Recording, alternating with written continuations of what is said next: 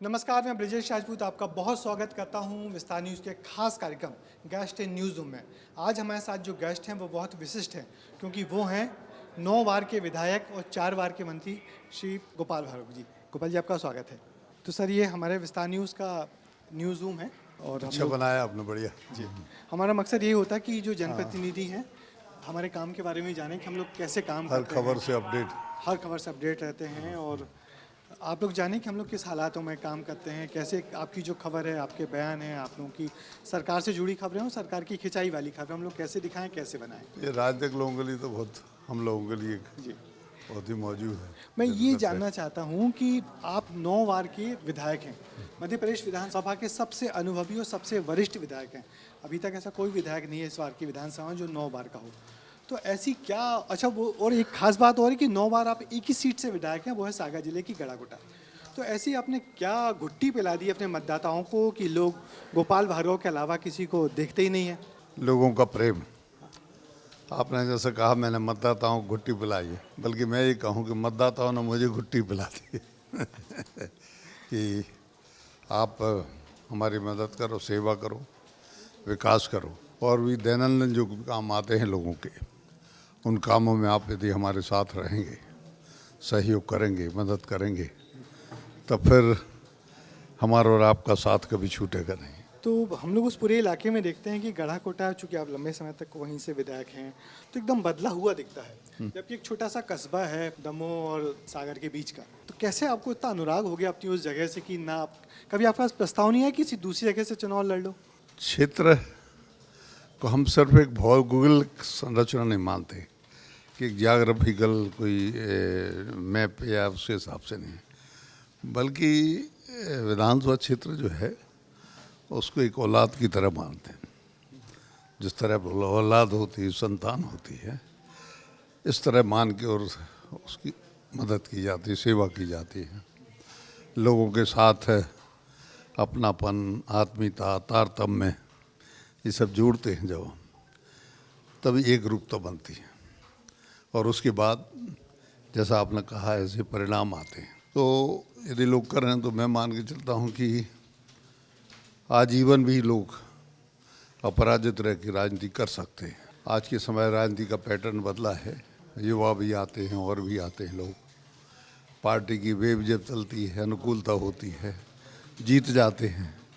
जब कभी अनुकूलता नहीं होती तो घर बैठ जाते हैं। मैंने परिस्थितियों से लड़ना शुरू से सीखा है। जब मैं शुरू में विधायक बना तो उस समय हिंदुस्तान में सिर्फ 2 सांसद थे बीजेपी के, सिर्फ 2 सांसद हुआ करते थे। अटल जी भी चुनाव हार गए थे और उमा जी वगैरह सभी मध्य प्रदेश के नेता चुनाव हार गए थे। लेकिन उसके साथ हुए विधानसभा चुनाव में मैं चुनाव जीत गया। उस समय भारतीय जनता पार्टी से चुनाव लड़ना जैसी अभी कांग्रेस की स्थिति है लगभग उसी तरह का बड़ा जोखिम का काम था।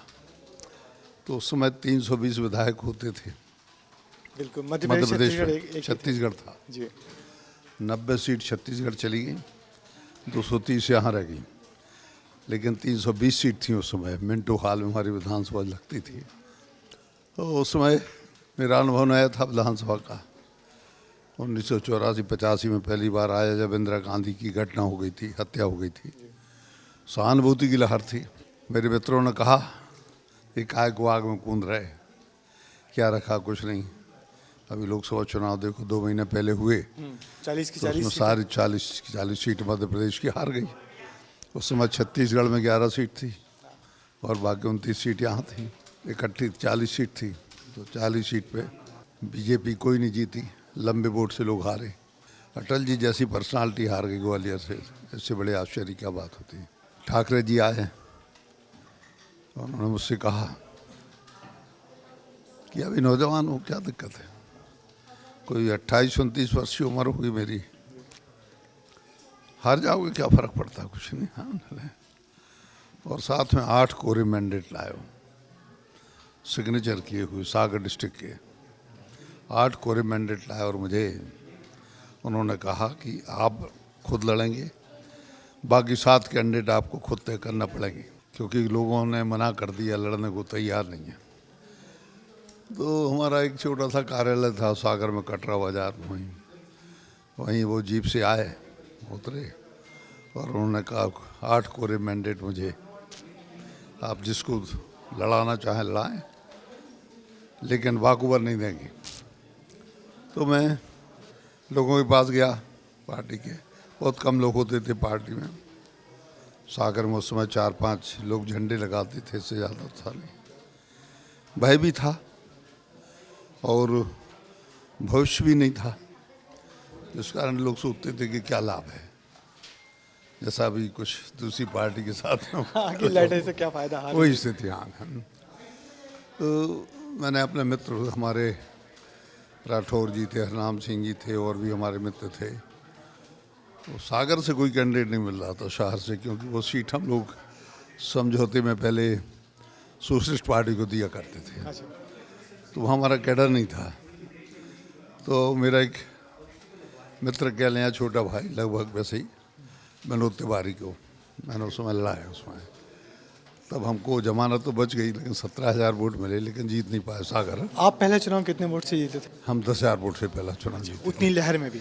हाँ, कुल हमारे यहाँ उस समय 70,000 वोट था। अच्छा।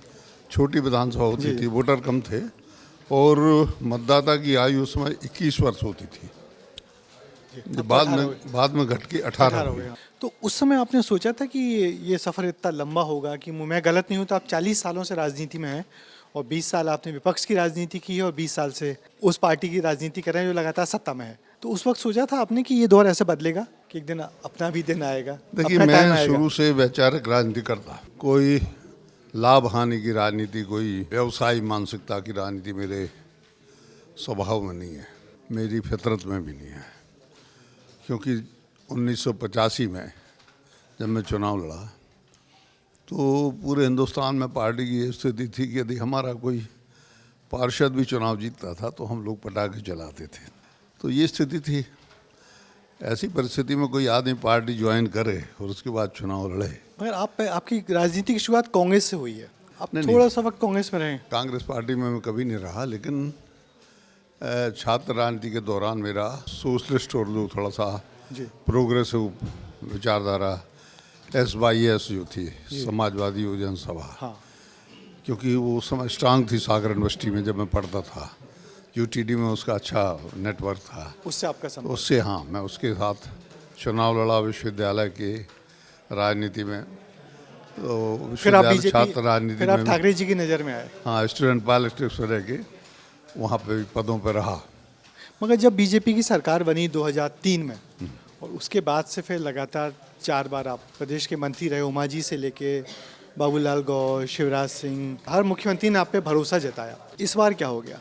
अब इसके बारे में पार्टी नेतृत्व ही बता सकता है, क्योंकि मैंने इन 40 वर्षों में, चाहे 20 वर्ष मेरे अपोजिशन के हों और 20 वर्ष गवर्नमेंट में रहने के हों, 20 का एक 1.25 साल का कार्यकाल लीडर पोजीशन का भी रहा, इसमें भी मेरे ऊपर शायद बहुत से लोगों के ऊपर आरोप लगते हैं, कोई विधानसभा के अंदर या कोई मंच पे, सड़क पे, किसी अखबार में, आपके किसी इलेक्ट्रॉनिक मीडिया किसी चैनल पे, लोकायुक्त में, EOW में, कहीं किसी एजेंसी में, इन 40 वर्षों में, हालांकि कांग्रेस की सरकार थी उसमें, मनमोहन सिंह जी प्रधानमंत्री थे बीच बीच में, और दूसरी पार्टी की सरकारें रही, यहाँ पर दिग्विजय सिंह मुख्यमंत्री थे, अर्जुन सिंह मुख्यमंत्री रहे जब मैं MLA था, मोतीलाल वोरा मुख्यमंत्री रहे, श्यामाचरण शुक्ला मुख्यमंत्री रहे। कभी एक अक्षर, एक शब्द भी, एक पन्ना, एक लाइन भी मेरे खिलाफ किसी एजेंसी में नहीं मिलेगी।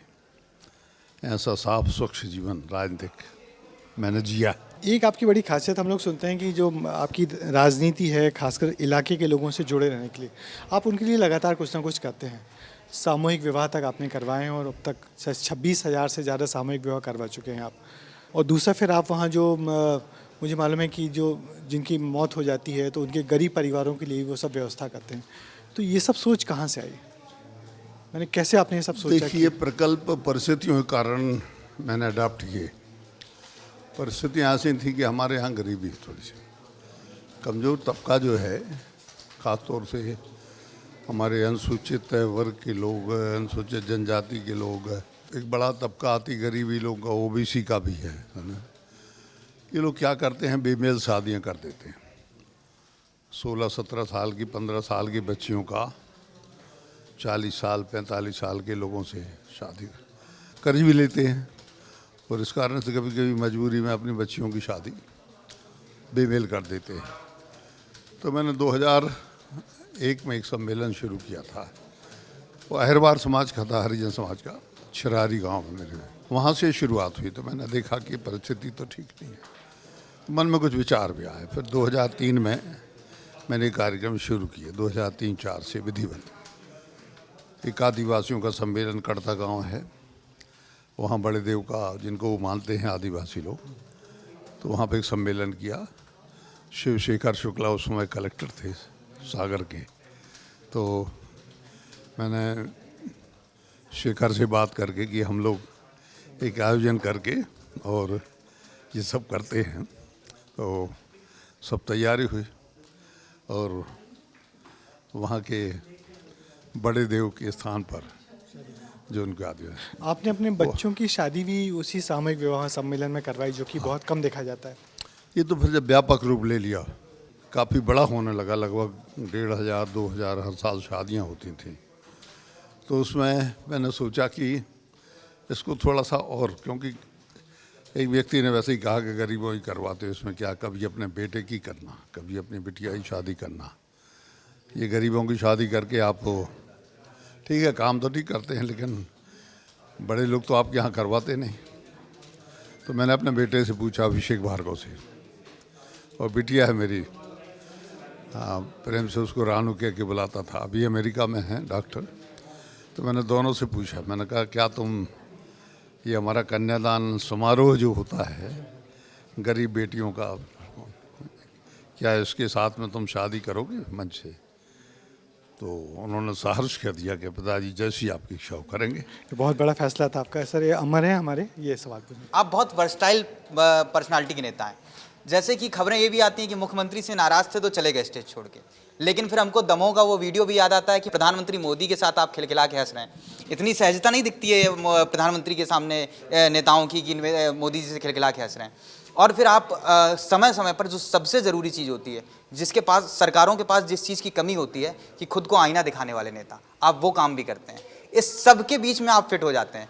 तो ये कैसे कर पाते हैं? मतलब कि मुख्यमंत्री से नाराजगी की खबरें भी हैं, सरकार को आईना भी दिखा रहे हैं और प्रधानमंत्री के साथ खिलखिला भी रहे हैं, सब नहीं, कुछ ये कर तो लेते हैं। सब एक अनुमान होता है। जैसे मुझे अचानक कोई काम आया, मैं मुख्यमंत्री को सूचना देके, बल्कि कलेक्टर जो अभी हैं कलेक्टर, उस दिन भी वही कलेक्टर थे सागर में, तो मैं बता के गया था कि मुझे आवश्यक काम आ गया है घर से, और एक एक्सीडेंट हो गया था तो मैं जा रहा हूँ। तो मैं ये सब, तो दूसरे दिन आया अखबारों में कि वो नाराज हो गए, चले गए, ये वो सब।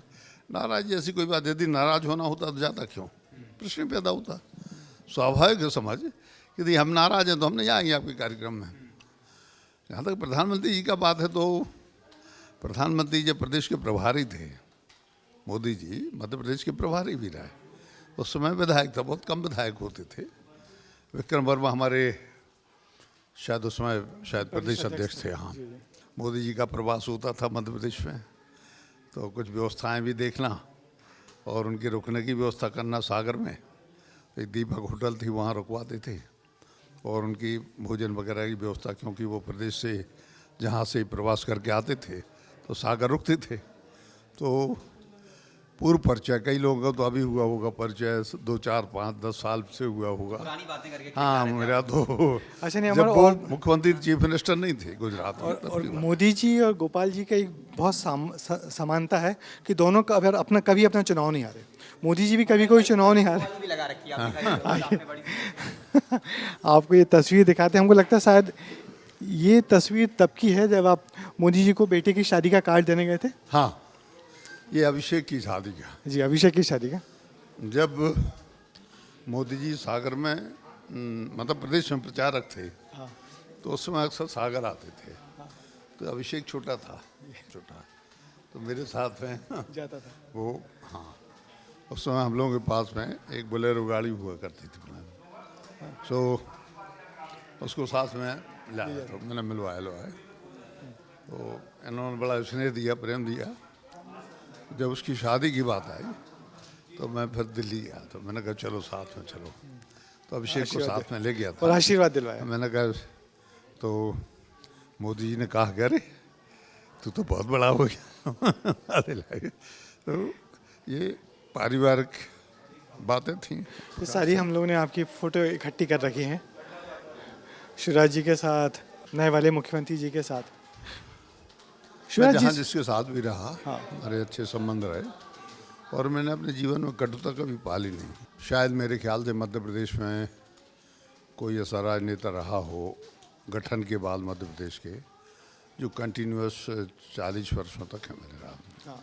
मैंने कई मुख्यमंत्रियों के साथ है, मोतीलाल वोरा के साथ भी, अर्जुन सिंह के साथ भी, और श्यामा चरण शुक्ला के साथ भी, पटवा जी के साथ भी, और वो पटवा जी के बाद दिग्विजय सिंह जी के साथ भी, और उमा जी के साथ, गौर जी के साथ, और इनमें सबसे बेहतर, कमलनाथ जी के साथ, शिवराज जी के साथ, और मोहन जी के साथ। हाँ। तो सबसे बेहतर मुख्यमंत्री कौन लगा आपको? सभी अपने अपने दृष्टि से बेहतर हैं, अपने अपने परफॉर्मेंस काम काज के ऊपर। कुछ मामलों को चीफ मिनिस्टर की विशेषता है, कुछ मामलों में किसी व्यक्ति की विशेषता है। तो सारे व्यक्ति एक समान नेचर के नहीं हो सकते। सुमित जी, आपसे कुछ पूछना है? शायद सियासत में, राजनीति में हर एक राजनेता की अपनी इच्छा होती है, विधायक बने, सांसद बने, मंत्री बने। आपकी राजनीतिक करियर में ऐसी कोई इच्छा रही जो आपकी पूरी ना हो पाई हो, आपने चाहा हो जो पूरा ना हो पाया हो, या फिर अपने करियर से आप संतुष्ट रहे? देखिए, राजनीति में जब व्यक्ति आता है तो कोई संत नहीं होता। कोई राजनीति में कोई भी आदमी जब आता है तो हमेशा यही बात होती है, हम लोगों की सेवा के लिए आए। राजनीति सेवा का बहुत अच्छा माध्यम है। अब अंदर क्या होता है हम नहीं जानते क्या होता है, लेकिन एक स्थायी एक डायलॉग चल गया है, राजनीति में सेवा के लिए आया हूँ, राजनीति में मदद के लिए आया हूँ, विकास के लिए आया हूँ, ये सारा ये। लेकिन जिन परिस्थितियों में मैंने राजनीति शुरू की थी और वहाँ पे कोई लाभ की गुंजाइश 1% भी नहीं थी, 1% भी, क्योंकि भारत में सिर्फ 2 सांसद होते थे 535 में से, सिर्फ 2 सांसद। एक सांसद हमारे गुजरात से जीते थे और एक सांसद हमारे आंध्र प्रदेश से जीते थे। मध्य प्रदेश पूरा साफ था। ऐसी परिस्थितियों में जो आदमी चुनाव लड़ रहे, तो मैं मान के चलता हूँ कि कॉमन सेंस की बात है कि हम इस शुभ लाभ के लिए नहीं आए ये थे। महत्वाकांक्षा की बात कर रहे हैं। इनका मकसद महत्वाकांक्षा है कि आप विधायक बन गए 9 बार के, 4 बार के मंत्री बन गए, तो अब एक मुख्यमंत्री का पद बच रहा है। स्वाभाविक है, मन के अंदर ये है कि जैसे 20 वर्षों तक लगभग यदि 1.25 वर्ष का वो कमलनाथ जी का कार्यकाल छोड़ दें तो मंत्री रहा, अलग अलग विभाग मेरे पास रहे, कई विभाग रहे, छोटे विभाग भी रहे, बड़े विभाग भी रहे, सारे विभाग रहे, और मैंने परफॉर्म किया। इससे आप किसी भी इंडिपेंडेंट आदमी से पूछ सकते हैं जो पॉलिटिक्स या प्रशासनिक कामों की जानकारी रखता हो। स्वाभाविक रूप से मैंने तो अभी भी कहा था कि यदि पार्टी ने तय किया है कि 70 वर्ष के बाद हम टिकट नहीं देंगे, नहीं लाएंगे, तो मैंने कहा था ठीक है। तब फिर सभी लोगों ने कहा कि नहीं, आप अभी आपकी कोई आयु ऐसी नहीं है जिसमें आप शारीरिक रूप से असमर्थ हो, फिजिकली आप फिट हैं, सारी बातें हैं, और इस कारण से आप चुनाव लड़े और पार्टी को आपकी आवश्यकता है।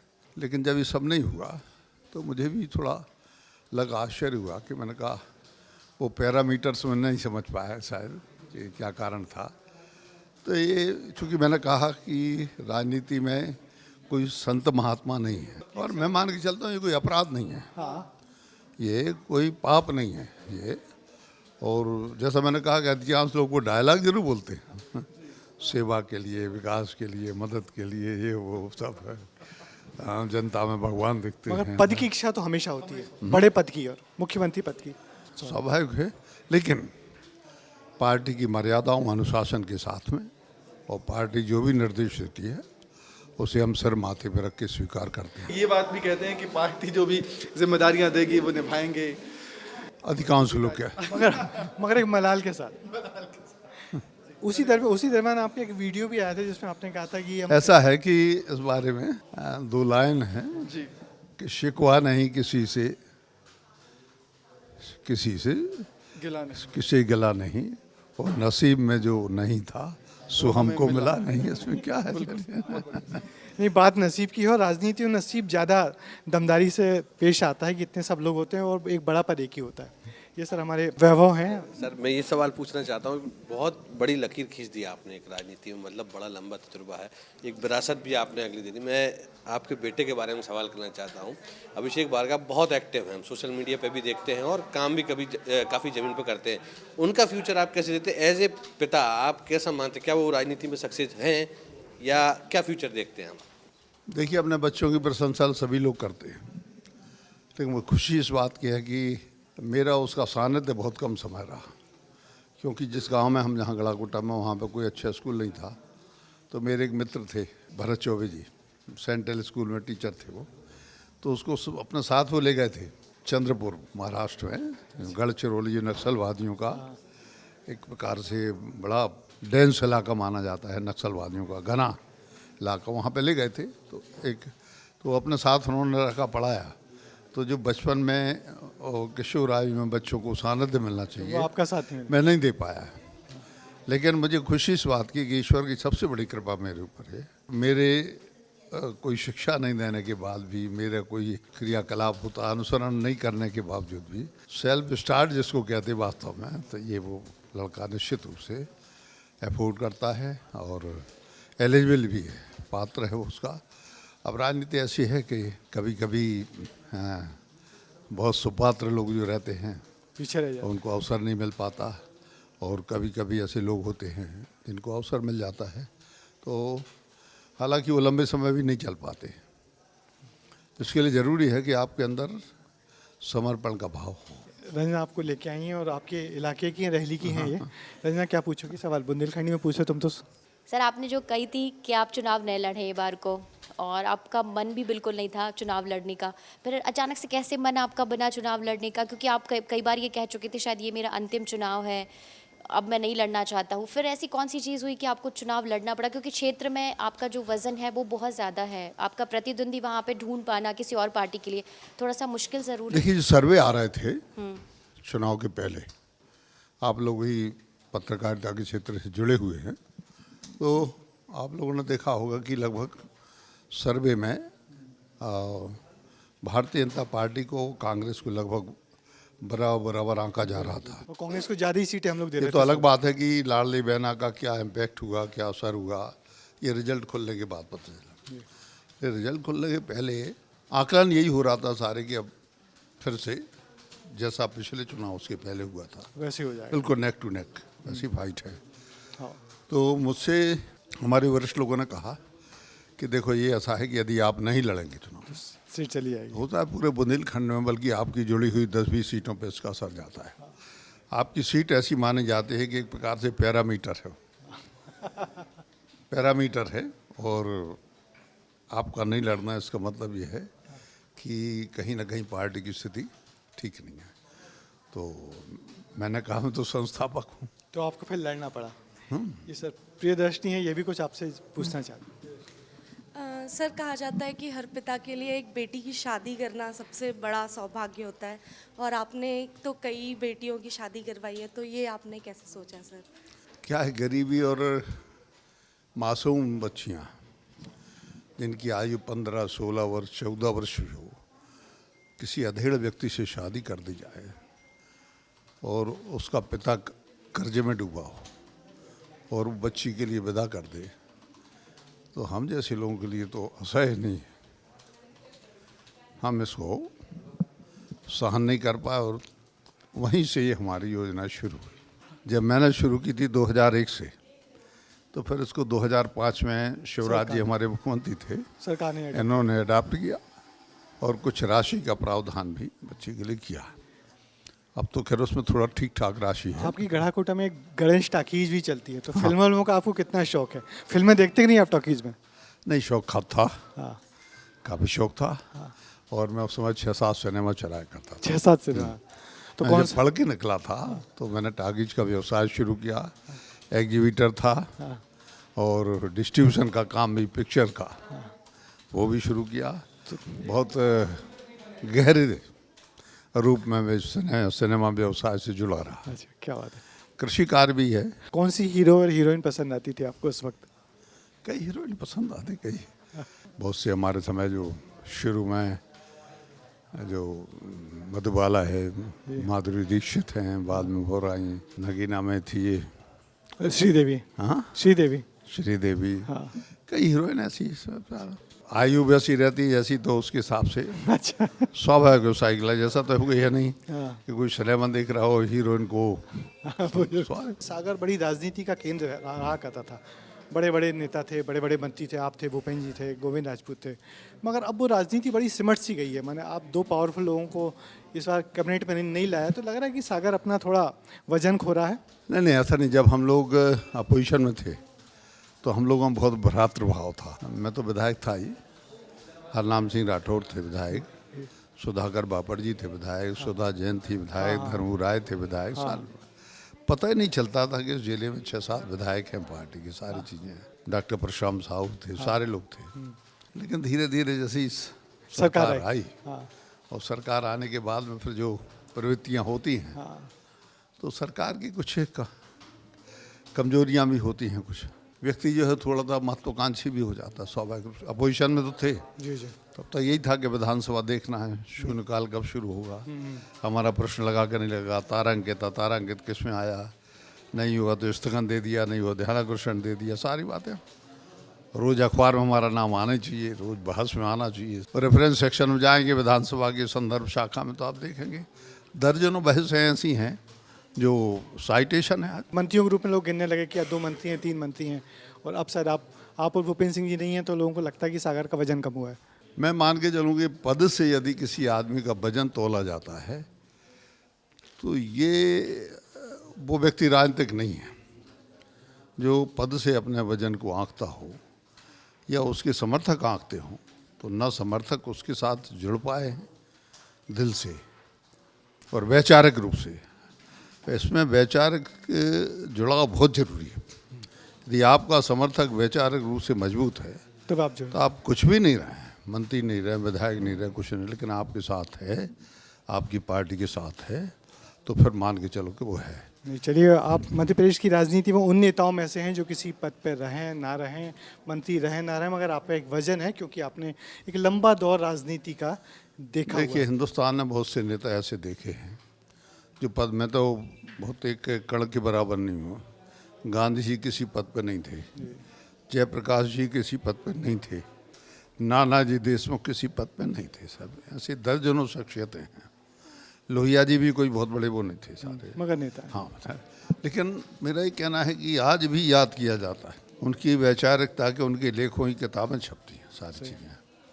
लेकिन अभी क्षरण हो रहा है, वैचारिक राजनीति का धीरे धीरे क्षरण हो रहा है, व्यवहारिक राजनीति का उन्नयन हो रहा है। चलिए, आप यहाँ आए गोपाल जी, आपको बहुत बहुत शुक्रिया। आपने बहुत वक्त दिया, बहुत सारी बातें की, और आपसे मिलकर हमने पुरानी राजनीति को भी देखने की कोशिश की, क्योंकि आप मध्य प्रदेश के सबसे वरिष्ठ विधायक हैं। 40 साल का आपका राजनीतिक करियर है। लंबे समय तक आप मंत्री रहे, विपक्ष में रहे, सत्ता में रहे, मगर गोपाल जी नहीं बदले। अपने इलाके की जनता, गढ़ा कोटा की धन्यवाद, जनता। आपने मुझे अवसर दिया। चलिए, आपको चलिए, बहुत हिंदुस्तान न्यूज़ के लिए धन्यवाद। चलिए, ये थे गोपाल भार्गव जी। अगली दफ़ा किसी और ऐसी ही बड़ी शख्सियत से आपकी मुलाकात करवाएंगे। तब तक के लिए मुझे दीजिए इजाज़त। नमस्कार।